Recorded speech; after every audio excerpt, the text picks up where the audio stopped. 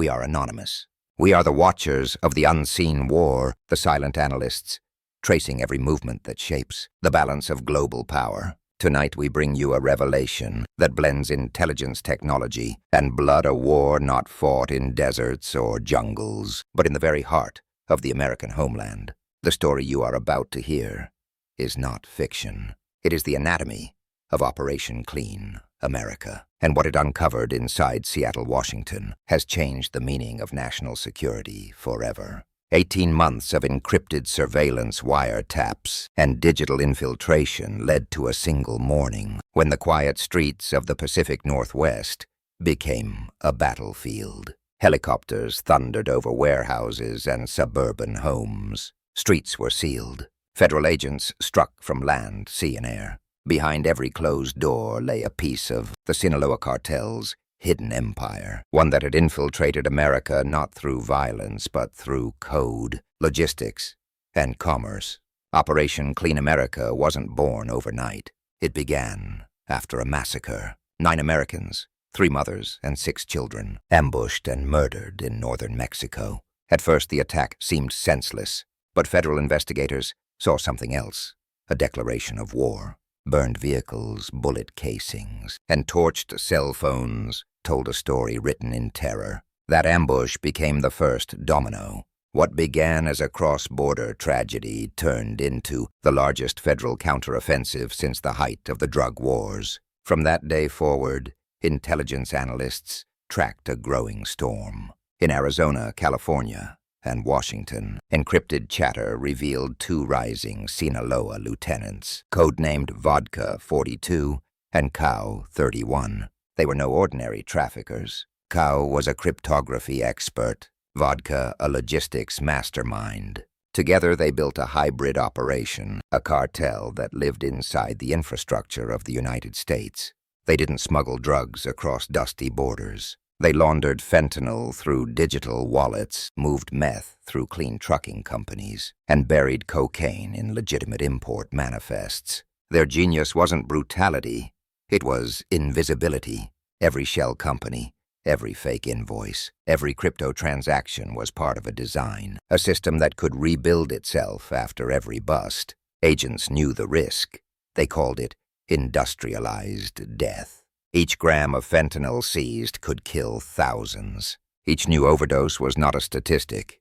It was an act of war. By early 2025, Washington state was drowning. 1,866 overdose deaths. 3 out of 4 linked directly to fentanyl. In King County alone, over 2,000 lives lost, many of them teenagers. Parents buried their children while politicians argued semantics. But inside the DEA's war rooms, there was no debate. The time for surveillance was over. The strike began before dawn. 0400 hours. Across 8 states, 800 federal agents moved as one. Seattle, Tacoma, San Diego, Dallas. Every red dot on the map was a target. Helicopters tore through the fog. Drones circled rooftops. Thermal imagers pierced walls where dealers hid. What followed wasn't chaos, it was precision. A symphony of coordination that lasted 48 relentless hours. In suburban garages, agents found drums of precursor chemicals and stacks of cash wrapped in plastic. In shipping yards, crates marked as electronics, concealed rifles, grenades, and bricks of narcotics. At one site, a hidden bunker held enough fentanyl to kill 7 million people. Every hour brought new seizures, 4,000 pounds of meth, 260 pounds of fentanyl, millions in gold and cash, and dozens of illegal weapons.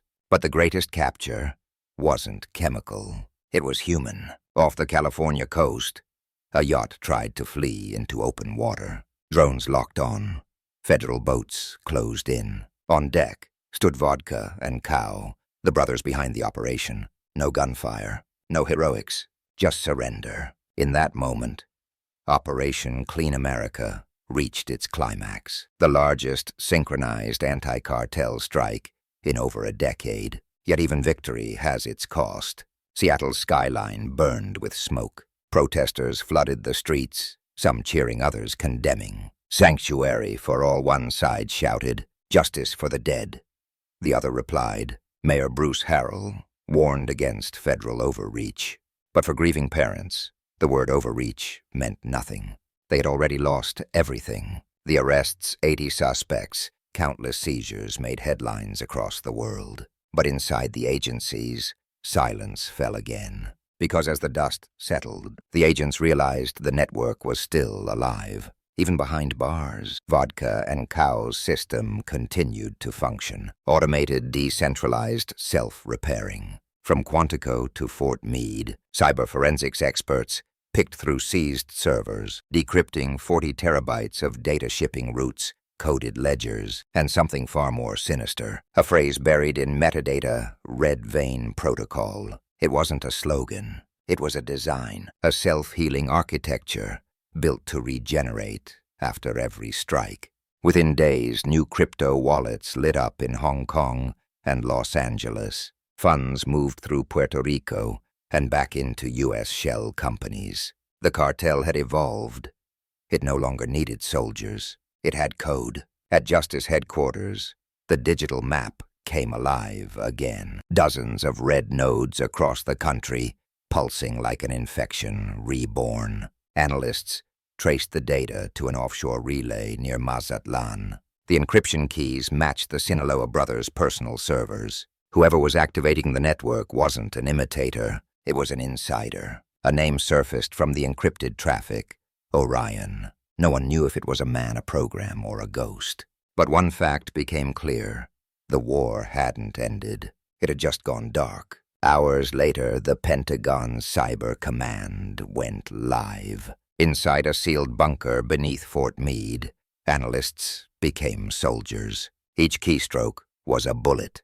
Each firewall breach a detonation. The mission Operation Iron Signal. Their battlefield stretched from Houston to Mazatlan, a digital front line.